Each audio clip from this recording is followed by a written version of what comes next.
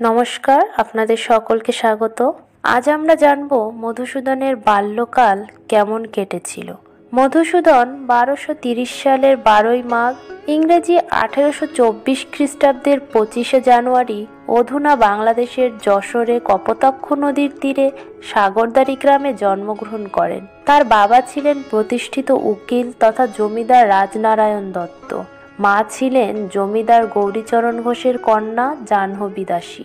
মধুসূদনের জন্মের 4 বছরের মধ্যেই তার আরও 2 ভাই হয়, প্রসন্ন কুমার ও মহেন্দ্র নারায়ণ। কিন্তু জন্মের 1 বছরের মধ্যেই প্রসন্ন কুমার ও 5 বছরের মধ্যে মহেন্দ্র নারায়ণ মারা যায়। ফলে তিনি পিতামাতা ও অন্যান্য আত্মীয় স্বজনের কাছে অত্যন্ত আদরের ছিলেন। তিনি কখনো শৈশবে দুঃখ, অভাব, অনটনের মধ্যে পড়েননি। মধুসূদন খুব সাধারণ প্রকৃতির ছেলে ছিল। একবার তার এক কাকার ছেলে তাকে নিয়ে প্রতিবেশীদের গাছ থেকে খেজুর রস চুরি করতে গিয়েছিল।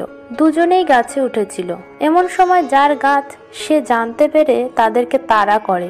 মধুসূদনের কাকার ছেলে পালিয়ে গেলেও মধুসূদন কিন্তু পালায়নি। গাছের ওপর বসে উচ্চ স্বরে কাঁদতে শুরু করলেন। শেষে বাড়ির এক চাকর এসে তাকে গাছ থেকে নামালো। মধুসূদন ঐশ্বর্যশালী পিতার সন্তান এবং সবার অত্যাধিক আদরের পাত্র হওয়া সত্ত্বেও লেখাপড়ায় যথেষ্ট মনোযোগী ছিল। শৈশবে তাদের চণ্ডীমণ্ডপের পাঠশালায় মধুসূদনের হাতেখড়ি হয়েছিল।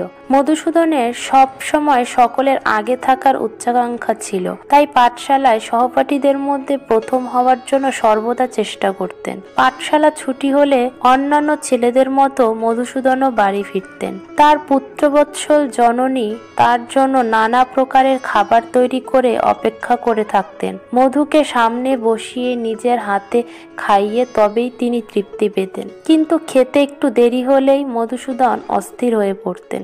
তার সমবয়স্ক অন্য ছেলেরা যখন খাবার খেতে দেরি হলে খাবারের জন্য চিৎকার চেঁচামেচি করত বা পাঠশালা যাওয়া বন্ধ করত, সেই সময় মধুসূদন তাড়াতাড়ি করে কোনো খাবার খেয়ে আবার এক দিন অসিদ্ধ তরকারি দিয়েও খাবার খেয়ে পাঠশালায় গিয়ে সবার আগে বসতেন। তার যেরকম আদরে গৌরবে শৈশব কেটেছে সেরকম বোধহয় রাজপুত্রদেরও হয় না। তিনি যখন স্নান করতে যেতেন সেই সময় একসাথে 5-7টা চুল্লিতে ভাত রান্না হতো। যে চুল্লির ভাত সবচেয়ে ভালো সিদ্ধ হতো তিনি তা খেতেন।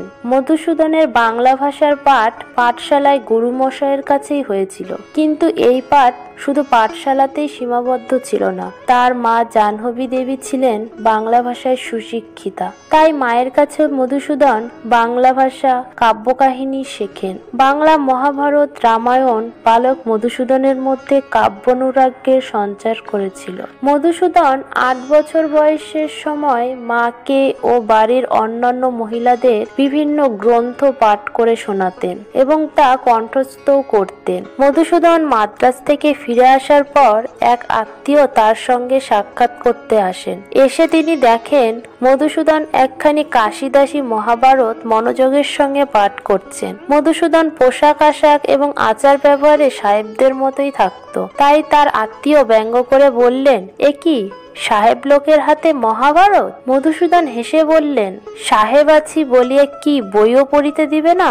মহাভারত, রামায়ণ আমার কেমন ভালো লাগে, না পড়িয়া থাকিতে পারি না। তার বাবা তার জন্য ফার্সি শিক্ষারও ব্যবস্থা করেছিলেন। সাগরদাড়ি থেকে একটু দূরে অবস্থিত শেখপাড়া গ্রামে এক মৌলবীর কাছে মধুসূদনকে ফার্সি ভাষা শিখতে পাঠিয়েছিলেন। তাই শৈশবেই ফার্সি ভাষার সঙ্গে তার পরিচয় হয়েছিল। ফার্সি কবিতা, গান মধুসূদনের খুব প্রিয় ছিল। তিনি হিন্দু কলেজে পড়বার সময় প্রায় ফার্সি গজল গেয়ে সহপাঠী বন্ধুদের শোনাতেন। মধুসূদনের 12-13 বছর বয়সের সময় তার বাবা তাকে পড়াশোনার জন্য কলকাতায় আনেন। বাবার ইচ্ছানুসারে কলকাতায় আসার পর অল্পদিন তিনি খিদিরপুরের কোনো এক ইংরেজি স্কুলে পড়াশোনার পর আনুমানিক 1837 খ্রিস্টাব্দে হিন্দু কলেজে প্রবেশ করেন। এখান থেকেই তার শিক্ষা জীবনের শুরু। আপনাদের অসংখ্য ধন্যবাদ সম্পূর্ণ ভিডিওটি দেখার জন্য। ভিডিওটি সম্পর্কে কোনো মতামত থাকলে অবশ্যই নিচে কমেন্ট করে জানান। ভিডিওটি ভালো লেগে থাকলে একটি লাইক করে বন্ধুদের সাথে শেয়ার করুন। চ্যানেলটি সাবস্ক্রাইব করে রাখুন নতুন ভিডিও সহজেই পাওয়ার জন্য।